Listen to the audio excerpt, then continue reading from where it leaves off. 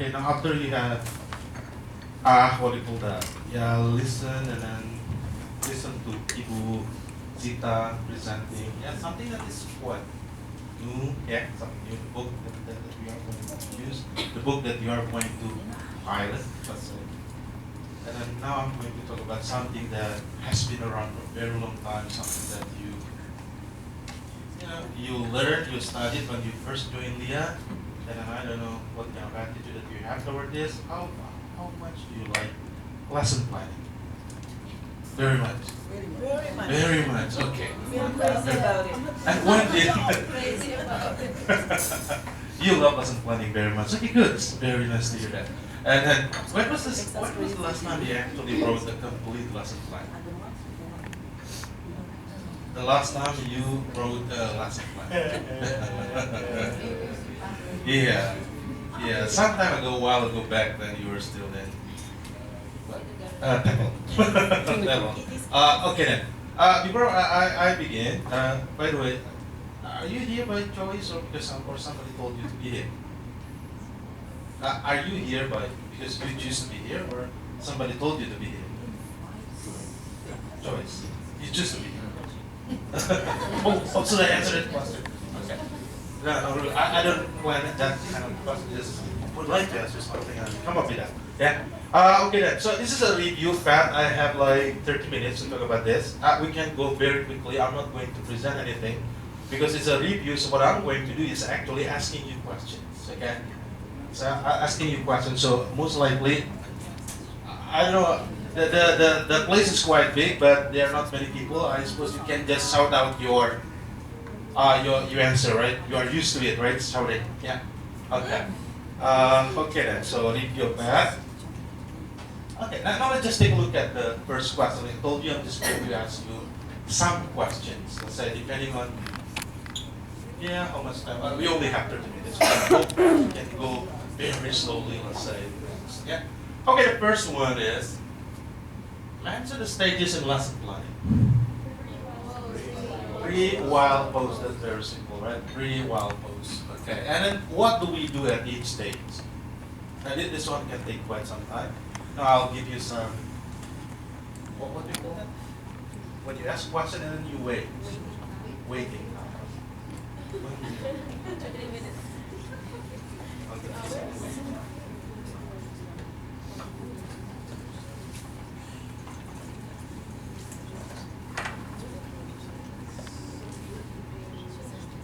Okay. You've thought about it, right? Okay. So I would like you to share. You don't have to refer to any book from what you have understood. Let's say how you can formulate it yourself.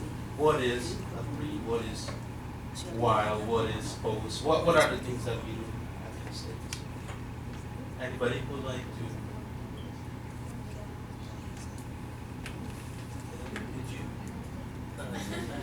Yeah. Oh, okay. You can pass that to anybody later on. Okay. Okay. In pre-activity, the students should be able to review. The teacher will review the material, so the student will able to identify the topic. And later in the while activities like three P's like production, practice, and it's like the teacher will explain the materials, and later the students will practice, and the last is the production. And the last is post activity. It's like personalization of the students. It's to personalize. Okay, thank you very much. Exactly, that's what they are, right? Thank you very much. I thought you were just going to take one and then ask me.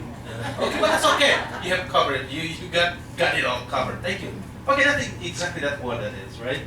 So the main thing is that it is a pre. When you have a pre-stage, anything that you do to prepare student for the lesson that you are going to teach them, let's say.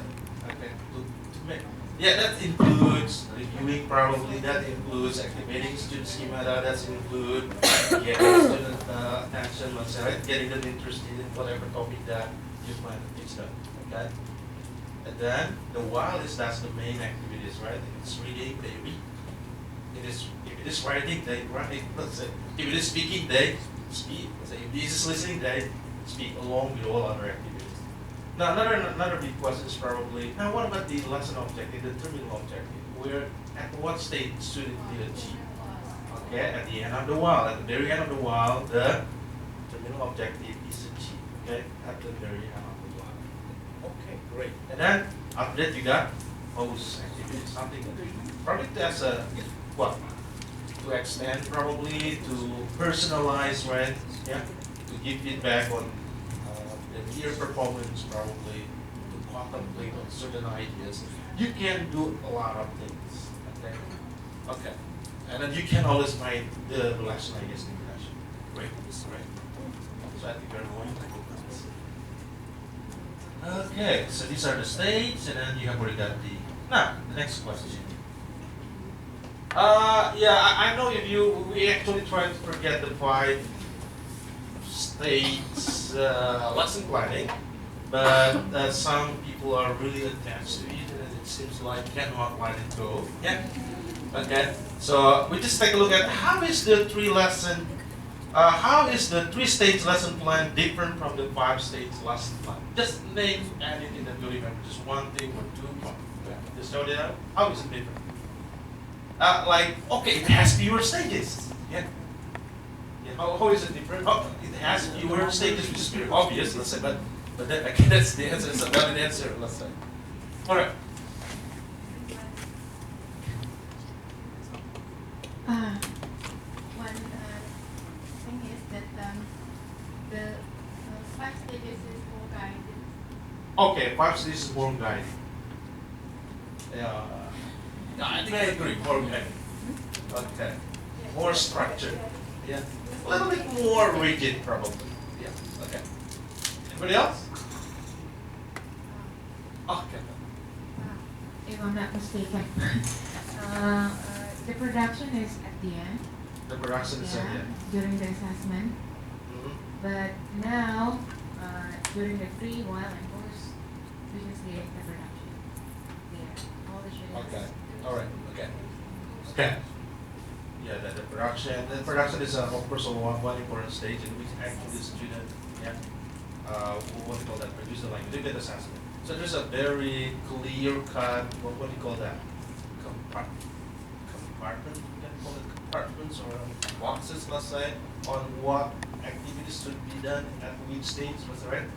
You got meeting, presentation, practice, summing up, and then assessment, right? And then because of that, okay, it's very structured, it's kind of, and it's also very rigid. It have, of course, it have a positive and negative at the same time. Yep. But for the time being, we think that we think that the 3-stage one is okay, simpler, yeah, because it only has 3 stages, yeah, compared to 5.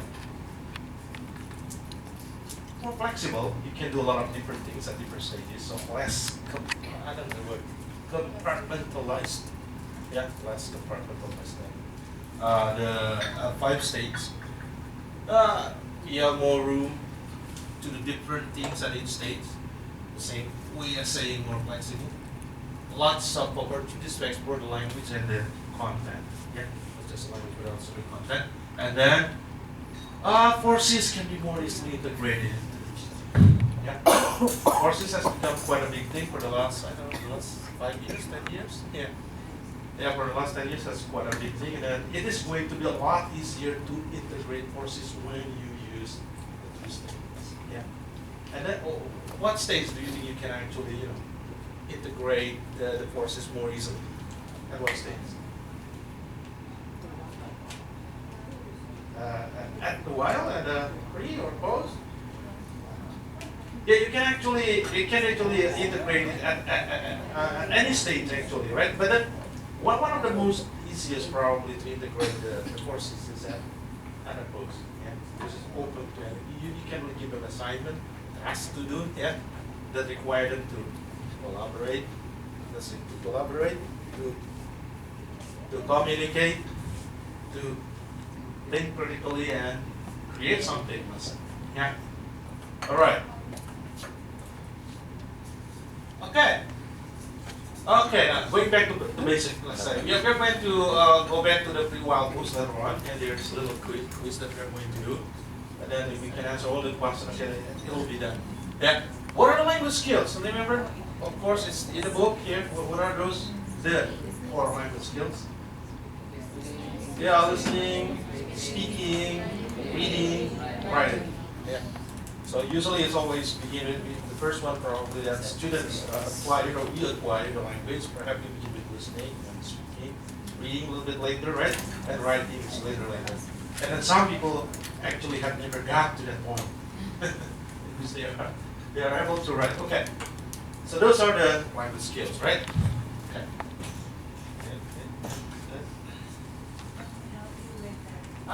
Oh, thank you very much. Actually, I don't mind going back and forth. Yeah, it's a good exercise.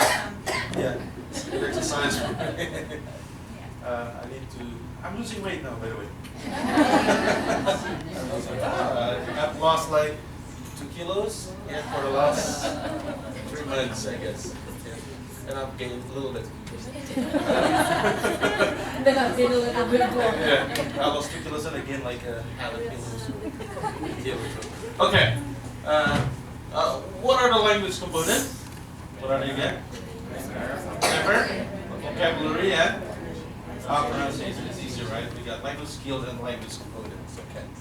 Okay. So those are the language components, right? Now the next question is: do we teach the language skills or language components? Now that's kind of tricky. That probably people can answer it differently, and we might have different response to it, and people might disagree. Let's say. This answer. So, what do you think?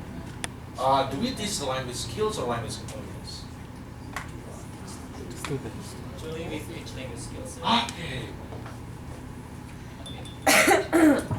Well, actually, what we have to teach is language skills, but how do they get the skills? We have to equip them with the language components. So, language component can be the first thing that they can use so that they can get the language skills. How can they read if they don't know about the vocab, or if they don't know about the pronunciation, right? How can they speak if they don't know anything about component? So both of them are supposed to be taught. Both should be taught. That's why I would like to add something. Okay, I agree with Mr. Tata, but I have some additions. Actually, I think we teach language skill. Language component. We teach language component. We teach students grammar, vocabulary, and pronunciation. But using the language skill, so the media to teach the language components. Like when we teach grammar, we need text. That's synthetic. When we teach them listening, we need probably pronunciation. When we teach pronunciation, we need listening. So the media in which teachers teach the skills are actually the skill. The skill itself become the media to teach the component. Okay, thank you very much. Anybody else would like to add something? You'd like to add, you would like to disagree, probably you would like to. Yeah. But disagreeing is not usually something that is favorable here. Yeah. Okay then, exactly that's what it is. I guess we cannot really teach one without teaching the other, right? Yeah. We cannot really teach one without the other. This is how some people put it. I was going to say, this is how I put it. We teach the language components through language skills. Okay? We teach grammar, we teach vocab, we teach pronunciation through skills. Through reading, through listening, through speaking, through writing. Okay? So they are all integrated. And then probably this is how we see it. We know that we do not teach vocabulary, for example, in isolation. They are always in context. Yeah, vocab, grammar, they are always in context. What provide context for vocab or grammar, for example? It can be a reading text. It can be a listening text, right? It can be reading text and the listening text. Those are the context. It provides examples, let's say, of how the language points are used, right? Okay. So through skill. And then later on, we can mind the term that some people use is mind the language. And mind, if it is a reading, if it is a listening, for example, you mind the language. Yeah, you learn the language points, and then later on they practice using them. Of course, you will have to practice those language components in either speaking or writing, the productive skills, right? Yeah.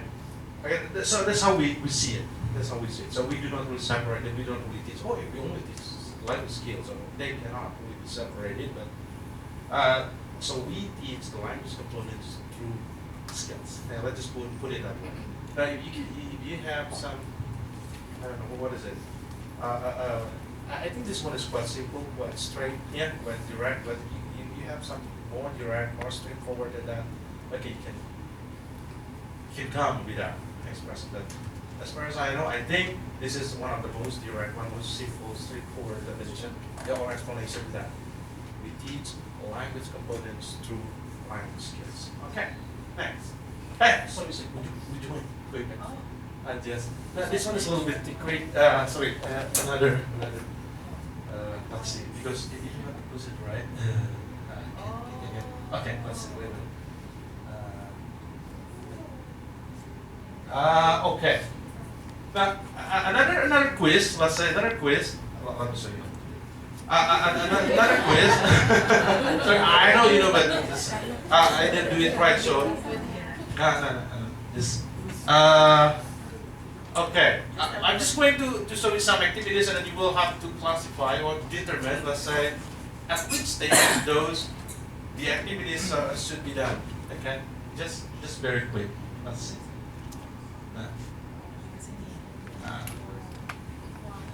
Understand the main ideas of the listening or reading text? That is one. Is that one? Yes. To press the same. And so to confirm that, okay, so understanding the main ideas of listening and reading text is one. And then we move on to the next question. Activating sim schemata. Okay, this is of course free. Then going back to the previous page here. Okay, free. And then you have to push this blue again. Okay, and then place to confirm. So schemata. This is free. And then you just going around here. Okay. Okay. All right. Thank you. Providing opportunities to give personalized responses. Yeah, you normally it's in quotes, right? Okay. The blue button. Okay, and then confirm. All right, thank you. Back to the expression. Okay, that's one. Very good. Blue button. Go ahead. Okay, listening to a text and answering questions. Wow. Yeah, and then listen. Okay. Reading a text in which the deal specified. Okay, wow. I see that you don't have any problems. So there's no point for me to ask you to continue with this. For this one. Oh. Okay, that's okay. So you have already got how many in succession? 5, correct? In succession, right? So most likely when you get under 5, you will get it right. So there's no point of going on. So can you just escape? Escape, I guess. Yeah, discussing the value, of course. This is the value is contained in the text. After you are done with the text, they have comprehended most likely at the post. Okay. Okay. Now the next page. Thank you. Okay, so this is a review again. This is something that I don't know. Still remember this? The ABCs. The ABCs. No, that's not the ABCs, but the ABCs. You still remember? Still remember that? You do. Okay. Sound it out. No, just sound it out. Audience, behavior, content, and strategy. And what are they? Audience is student. Behavior is, here is the learning behavior, or the learning behavior, like what? Able to what? Able to recognize, able to categorize, able to put together probably, able to classify, yeah, able to create, things like that. Okay, learning behavior, good. And then? Content. And what about content? Yeah, content here is the language points taught, right? So student will be able to. You know what? It used to be back when I was still in the college in 1988. Yeah. To give you some idea of how old I am, that was in 1988. Yeah, it used to be students should be able to, instead of will, we use should. Yeah, yeah. We were a lot more humble back then, but now we are more confident, so we use will, something that as if it will really happen. Yeah. Okay, so behavior is a learning behavior, right? Like we'll be able to recognize, we'll be able to identify, we'll be able to classify, we'll be able to fill in whatever that is. Yeah, and then content. Here's the language content, right? Such as what? Can you give an example? By the content, what is it? Content. Yeah, a grammar point, for example, a simple past tense, probably a modal auxiliary. What else? Adverbial clause, let's say, or what about usually, sometimes, always? What do you call that? Adverbial frequencies, let's say, things like that. Yeah. And then the last one, strategies. Okay, strategies are. Yeah, the buy. Okay, so that's the buy phrase. Yeah, the buy phrase. So what is it? So what does it tell us? The way how we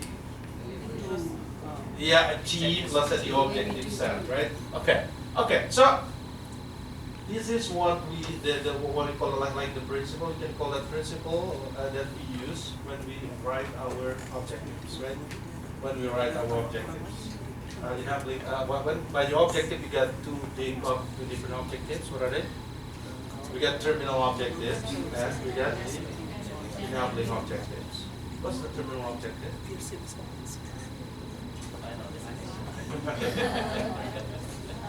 Yeah, that's the final destination, right?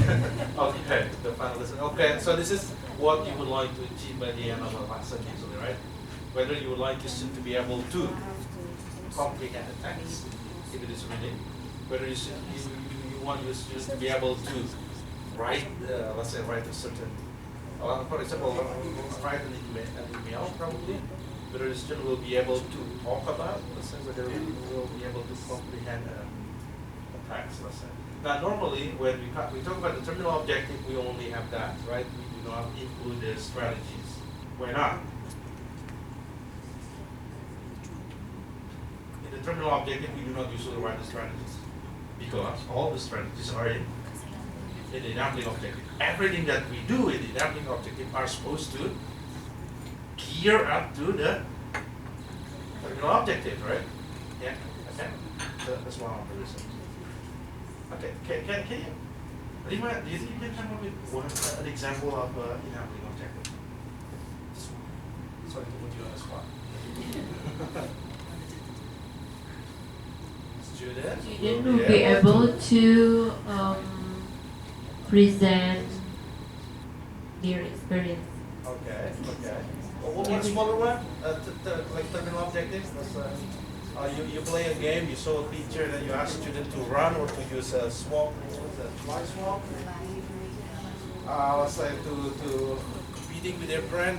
Let's say you saw a picture, and then they will have to run to the what? To the wall, let's say, find the right word, and then swap that using a swatter, a swan, yeah, swatter, using a fly swatter, for example. That's the activity. At the very beginning, you have pictures. Let's say you saw pictures in a slide, and then you got the words, let's say, attached on the walls, yeah. And then you saw them, and then you ask them to run. You saw the picture, and then ask them to run to the wall, finding the right picture, and then swap. Using a fly swatter. What do you think the enabling objective is? At the very beginning of the lesson. The student will be able to use. Okay, you get a picture of Jokowi or the president. And then you get a picture of Mr. Hadian, our teacher, for example. You got a picture of Mr. Tatang, and then there you got a bodybuilder, for example, thing like that. Understand or recognize? Yeah, vocabulary. That's on recognition, I guess, right? The level is recognition. Recognition, identify, yeah. identify, recognize, or probably, yeah, target vocabulary, yeah, understand, know the vocabulary, the meaning, that they know the meaning, okay, so that will be most likely help occupation, for example, simple occupation, things like that. So student will be able to recognize target vocabulary related to occupation by swatting the right vocab, let's say paste on a wall, something like that. Yeah, so okay. Okay, this is another thing that have caused a lot of problems. Okay, sometimes I wish he has them before. Okay, yeah. Okay, this is another thing. Some people love him very much, but honestly, I wish he had never been born, so he would not have come up with this. Okay, so what is this? Bloom? What is Bloom? Bloom section. Who is Bloom, by the way? Benjamin Bloom. How much do you know him? I don't know him. Okay. Okay, but this is the guy who came up with the idea that thinking actually can be what? Can be put into order. Okay, can be ordered. Based on what? Yeah, level of the challenge or difficulties from right from the easiest one, yeah, to the more challenging one, right? Yeah, so it's that the guy who come up with that, and then again, and we try to apply that in our teaching, let's say, right? Do you remember what they are? How many, by the way, how many level of thinking is there? 5, 6? How many? 6. Okay, and then those 6 are divided into bigger groups, right? 2 bigger groups, so are they? Yeah, we got lot and hot. That one is easy to remember, right? Oh, we got hot. Okay, hot. Hot is easy to remember. Just think of yourself. Hot. Hot. And then, and lot, like the opposite. Lot. Okay. Okay. Okay, let's see. What are they? The lot. Remembering. Okay, remembering or to remember. Then? Understanding. Applying. So remembering, understanding, and applying. Okay, and then the hard one are analyzing, evaluating, and creating. And how should we use this in our lesson plan? When do we actually consider this? Yeah, the activities probably at the end you always want your student to be creative. You always want student to come up with something, to create something, right? But then there are some process that they have to go through, right? There are some process that we have to go through. So they have to go through to be able to get to the point where you would like them to be, let's say, right? So then we use this, we base the activities on this. So it is a good idea, to begin with something simple, yeah? And then we get a little bit more and more challenging as we move on. Let's say things are getting more challenging up to a point that they're ready, let's say, to produce a language. Yeah? That's the idea. It's easy to say, but then when you deal with your supervisors and then you have your lesson plan, you might get it all mixed up. Okay, but okay, do we really have to begin with the simplest and then moving on? I mean, is it possible to begin with something a little bit harder at the beginning? Or we should always begin with, okay, you should begin your lesson with the easiest thing, and then you move on. Is it possible to just ask them create something, do something at the very beginning? It's not, it doesn't have to be the easiest, but the scaffolding should be there. Yeah, okay, yeah. It doesn't have to be, yeah, doesn't have to be. So at the very beginning, you cannot give them tasks. Make them do something, but there's something, but you will have to probably step back, yeah? Step back, take a look at it again, and provide them with some sport, let's say, yeah? Scaffolding, yeah, that's possible. Okay, but the idea if you're going to be systematic, it will help you to be systematic, let's say, yeah, using this. And then, it's true that some activities sometimes we disagree or sometimes that's not very clear, okay, is that understanding or is that applying, let's say, and we have a lot of argument about that, don't worry too much about that, I guess. My point is the other way. Okay, as long as we know that it requires some understanding, this is going to be fine. Yeah. Okay, those are blue. And this is another one. Another one, soar. Yeah. Another important one, especially when you're going to deal with the new books, you will need to do some of these. Another one, probably, I suspect that you will have to do some of these things. Still remember, soar. Soar can also be a word, right? Soar. Soaring. Prices are soaring. Soaring prices. So the first thing that I can remember when I heard the word soar is prices. Soar. Okay. Or eagle or soaring in the sky. Yeah. Anybody remember? I wish I had a game or something. For those who can answer this, I think you can have some extra coffee or and we can ask this question. Okay, anyone? Okay, S stand for supplement. Okay, very good. What about O? Amen. And then A? Adapt. And then R? Repeat. Okay, great. And okay, let's just very quickly, let's go through that. What about supplement? What does it mean? To supplement means to add something, right? You believe that you need some material probably from this certain point, you can just add, you can supplement. Just remember food supplement. I always need some supplement, let's say, from my daily diet, normal diet. I just need some supplement. The supplement usually bread. To supplement my diet or noodles. Okay, supplement. That's the idea. Supplement. Then, omit. What does omit mean? The idea. If there is one activity that you believe is not very relevant, let's say, yeah, to the what do you call that? To the goal that you have already set, it's not very relevant. I don't think this activity is relevant. I don't think this one is important. You can simply omit that. Yeah, you can do without that. Just skip that.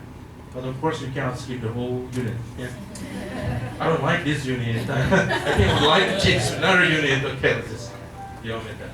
You are expected to. Yeah, okay. Just things here within that unit. Adapt. Yeah, that is easy, right? That means, yeah, you modify the activities. Probably it's actually fill in the blank activities, but you would like to change it into some kind of probably the cognitive challenge is the same, but then you what do you call it? You modify the activities. Cognitive challenge. How would you put that simply? And what student required to think was to get that done is more or less about the same. But then you use, let's say, I think I'm going to use technology next one. Use that. Yeah, you adapt.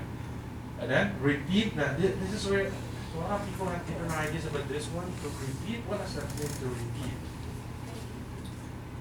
To repeat means to do it again. To do something again. What is being repeated? Because you can do something the same, let's say, right? Because you otherwise it won't be repeated, let's say. Think about it? Yeah, the objective, the objective is the same. Yeah, the line, the what do you call that? The behavior, the content are the same, okay? But the strategies, yeah, the byte phrase, yeah, the strategies are different.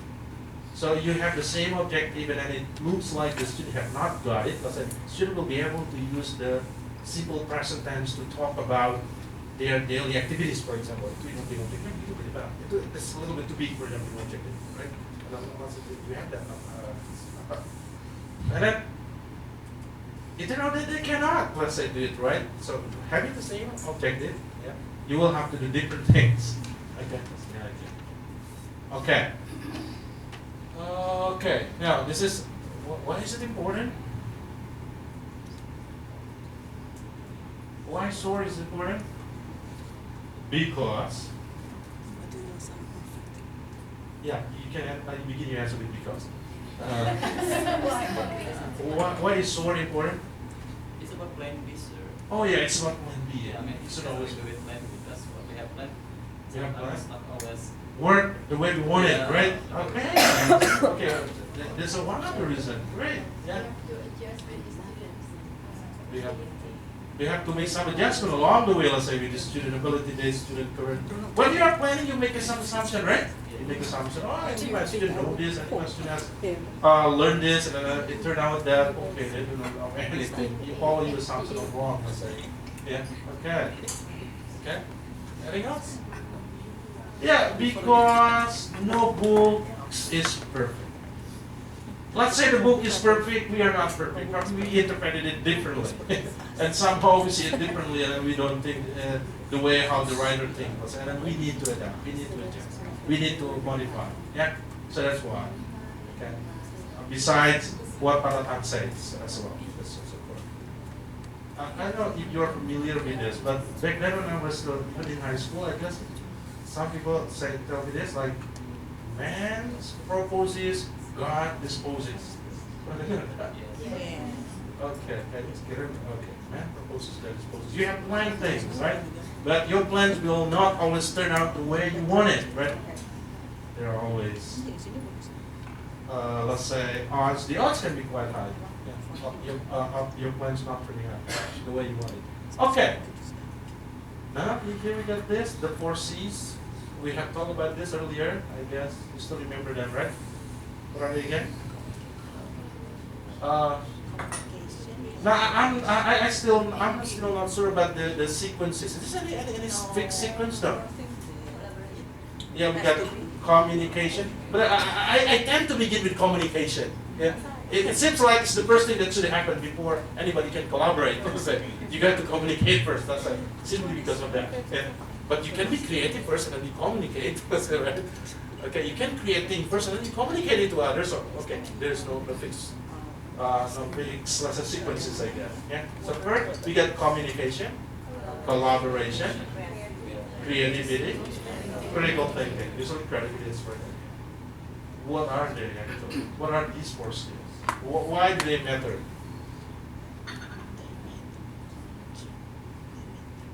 What are they and why do they really matter? Are they important? Do we teach them this? Do we teach them this?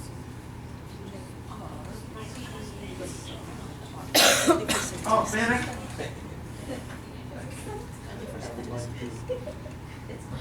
Hear from them. What are the 4 C's? What are they? Do we really teach them that, or how is it relevant to our teaching? Let's say, what do we have to even bother with this? Yeah. I think we are the teacher is the facilitator to make students first critical in thinking. They can, what is it, write their mind, but and they can solve most of the problems. Then communication, also teacher, again the facilitator, the teacher makes the students interact with each other. And then collaboration, work together, and then creativity. Now, why do we want our student to be able to have all those? So we can reach the goal, the aim. Who's saying? The students and also the teacher. For whose well-being is this? I mean, The students. The students. Yeah. Okay. Yeah. This is actually like something extra, right? Are you familiar with LEA 3 learning features? So in the classroom we got 3 learning features. Yeah. There are 3. So remember, fun learning, learning how to learn, and learning more than just English. Probably this is this part. I think it will fits into that last part, right? Learning, I said more than just English. Actually, it doesn't have anything to do with teaching English, right? This is the kind of skill that some people, some effort, or many people believe are necessary for anybody to be able to fare well, to do well in the 21st century learning. And we want our students to do well in the first 20th century. Yeah, in the first 20th century, we want them to do well. We want them to be happy, I guess, and it's a good thing. Yeah, and it's a good thing to make others happy, to make others successful. It's a good thing. Simply because of that. simply because we care. Yeah, simply because we want them to be, probably to have a brighter future, probably. Yeah, to bring Indonesia to the next level, to the higher level, probably. Yeah. Okay. So we do we teach them that? We integrate them, right? In our activities that enable them to learn how to communicate, that enable them to collaborate, let's say, that enable them to be creative, to think critically. That's the to integrate them. We don't really teach them, but this is the how, more on the how. Yeah. So we still teach English, we still teach speaking, reading, and writing, but we also try as much as possible, let's say, to integrate that, to help them achieve that kind of skills. They call it 21st century skill. That's not the only one. There's some other, but these four are considered to be the most important one. Let's say by some people. Okay. Okay. This is going to be the last. Yeah. Right. I don't have anything. Okay. Name one thing that you believe matters in teaching to you personally. I expect everyone to come up with slightly different answers. One thing that you believe matter most in teaching. What is it? Know the objective. Knowing the objective. Right. Classroom. You having a good classroom management. Great. There's no right or wrong answers. Knowing your students' ability. Okay. Knowing your students. Anything else?